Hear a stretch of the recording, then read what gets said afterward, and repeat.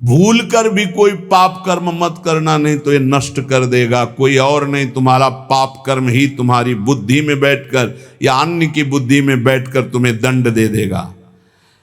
सदा सत्कर्म करो, सद आचरण करो, पाप कर्म से डरो। सनत कुमार जी कह रहे साधु पुरुष जिसे आदेश करते हैं कि ये करना चाहिए, वही बर्ताव पुण्य कहलाता है, और जिसे कहा जाता है ये नहीं करना चाहिए, वही पाप कहलाता है। उत्तम आचरण करने वाले बनो, सदाचार पालन करो। जहां सुख का नाम नहीं है, ऐसे मानव शरीर को पाकर विषय भोगों में रत जो होता है, वो अज्ञान में डूब जाता है। विषयों का संयोगी सीधे नरक गमन। त्रिविधम नरकस्येदं द्वारम नाशन्मात्मनः कामः क्रोधः तथा लोभः तस्मादेत्रयं त्यजेत। काम, क्रोध, लोभ, मद, ये सीधे नरक पहुंचाते हैं। सीधे कामः क्रोधः तथा लोभः। और गोस्वामी जी कह रहे काम, क्रोध, मद, लोभ सब ये नाथ नरक के पंथ, यही रास्ते हैं, ये नरक पहुंचा देंगे। इसलिए इस मानव शरीर को पाकर विषय भोगों में जो आसक्त होकर अज्ञान मोह में डूब करके अपना समय नष्ट कर देता है, वो कभी दुख से छुटकारा नहीं पाता है। इसलिए नित्यम क्रोध तपो रक्षेत श्रियम रक्षेत च मत्सरात् विद्याम मानवा मानाभ्यामात्मानं तु प्रमादतः। मनुष्य को चाहिए, साधक को चाहिए कि जब उसका भजन बढ़ता है तो उसके भजन को नष्ट करने के लिए, तप को नष्ट करने के लिए क्रोध बहुत बढ़ जाता है। इसलिए क्रोध के द्वारा अपने भजन और तप की रक्षा करे, क्षमा के द्वारा। जहां क्रोध हो तो समझ लो भजन तुम्हारे नष्ट करने के लिए ये लीला की गई है माया के द्वारा। क्षमा कर दो, चुप हो जाओ, शांत हो जाओ। कल एक उपासक बहुत अच्छे सुलझे हुए, तो उनका जब कोई हमें ज्यादा सताता है तो हम ये कह देते हैं देख लेना श्री जी तुम्हें देख लेंगी। और फिर बोले जो उसकी दुर्दशा होती तो थोड़ा अच्छा लगता है कि हाँ भगवान हमारी सुनते हैं। हमका गलत भैया गलत, सब मिटिया मेट हो रहा है। ये जो साधन भजन करो सबका प्रयोग हो रहा है, तुम्हें आनंदित नहीं होना, तुम्हें रोना है कि ऐसा क्यों हो रहा है। तुम्हें प्रार्थना करनी कि हे प्रिया जो यदि मेरे मन में भी आ जाए तो इसको दंड मत देना, तब तुम्हारा भजन बचेगा। अगर ऐसे आनंदित होने लगे ना तो भजन भी नहीं होगा, आगे उल्टा आप पे आना शुरू हो जाएगा। तब सोचोगे कि भगवान तुम्हारी सुनते नहीं। नित्यम क्रोध तपो रक्षेत, अपनी रक्षा तपस्या और भजन की क्रोध से कर लो, नहीं ये नष्ट कर देगा क्रोध।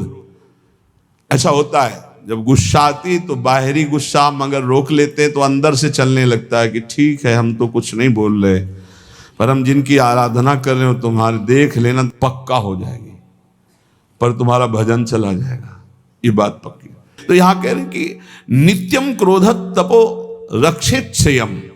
जहां कहीं भी साप दिया है किसी ऋषि ने तो उसी समय वहां लिखा मिलेगा कि वो तप के लिए, जैसे देवर्षि नारद जी ने जेवी नलकूबर मणिग्रह को श्राप दिया कि तुम वृक्ष योनि को, उसी समय फिर वो बद्रिकाश्रम के लिए लिखा कि तप के लिए चले गए, क्योंकि तप उधर लगा तो पूरा करो चल के उसे। भजन करना बहुत कठिन, करके बचाना बहुत कठिन है, क्योंकि जहां आप भजन बढ़ाएंगे तो माया आपके भजन को छीनने के लिए प्रतिकूल व्यवहार करने वाला भेजेगी और आपको क्रोध दिलाएगी। यदि आप क्रोध नहीं दिलाए तो चतुर बचा ले गए भजन को, और अगर गुस्सा आ गई तो अहित तो उसका हो ही जाएगा, पक्का है जो आपको क्रोध दिला रहा है, लेकिन आपका भी अहित हो जाएगा क्योंकि आपका भजन क्षीण हो जाएगा। नित्यम क्रोध तपो रक्षेत, नित्य सावधान रहो, तुम्हारे सामने तुम्हारे भजन और तप को नष्ट करने के लिए भेजा जाएगा। नित्य सुरक्षित भजन को बढ़ाना है, गुस्सा दिलाने के लिए। रक्षित श्रियम रक्षेत च मत्सरात्, जो भागवतिक ऐश्वर्य प्रकट होता है उसका नाश हो जाता है दूसरों पर ईर्ष्या करने से। ध्यान रखना है। सनत कुमार जी बोल रहे तुम्हारा भजन क्यों नहीं प्रभाव दिखाई दे रहा, तुम्हारा तप क्यों नहीं आगे बढ़ रहा, बोले गुस्सा करते हो इसलिए तुम्हारा भजन क्षीण हो जाता है। बोले तुम्हारी भागवतिक संपत्ति वैभव क्यों नहीं बढ़ रहा, आध्यात्मिक? बोले तुम किसी से डाह करते हो, ईर्ष्या करते हो, मत्सरता करते हो। तो रक्षेच मत्सरात रक्षेत श्रियम, अपने भागवतिक ईश्वर की सुरक्षा के लिए किसी से ईर्ष्या मत करो, किसी से डाह मत करो।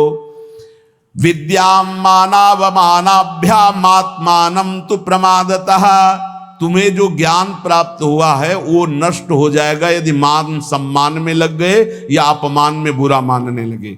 मान सम्मान को अच्छा मानने लगे और अपमान को बुरा मानने लगे, जो संसारियों को लगता है। अगर तुम ऐसा माने तो तुम्हारी विद्या नष्ट हो जाएगी, जो तुम्हें भागवतिक ज्ञान प्राप्त हुआ है। इसीलिए श्रीपाद प्रबोधानंद जी ने वृंदावन महिमामृत में कहा, सम्मानम कलयाति घोर गरलम नीचापमानम सुधाः, सम्मान को घोर विष के समान समझो, नीच पुरुषों द्वारा किए हुए अपमान को अमृत के समान समझो। नीच पुरुषों के द्वारा, जिसे तुम अपने शासन में ले सकते हो, तप के द्वारा नष्ट कर सकते हो या व्यवहार बल के द्वारा नष्ट कर, सब कुछ है, लेकिन आप सह गए, कुछ नहीं बोले। नीचा अपमानम सुधा, अमृत की तरह पी गए अपमान को, तो आप अपने भजन को बचा ले गए, अपने ज्ञान को बचा ले गए, अपनी विद्या को बचा ले गए। और यदि कोई सम्मान कर रहा है, आप हर्षित हो रहे, आनंदित हो रहे, मेरा सम्मान हो रहा है, तो आपका सद्ज्ञान नष्ट हो जाएगा। बोल रहे श्री सनत कुमार जी, विद्याम मानावमानाभ्याम आत्मानं तु प्रमादतः, जो विद्या है, जो ज्ञान है आपका, वो इसीलिए प्रवीण नहीं हो पा रहा क्योंकि मान अपमान में आप उसको खो देते हैं। मान अपमान विद्या को नष्ट कर देता है, ईर्ष्या भागवतिक ईश्वर को नष्ट कर देती है, क्रोध भागवतिक भजन और तप को छीन कर देता है। अब अपनी आत्मा के बंधन को बचाइए प्रमाद से।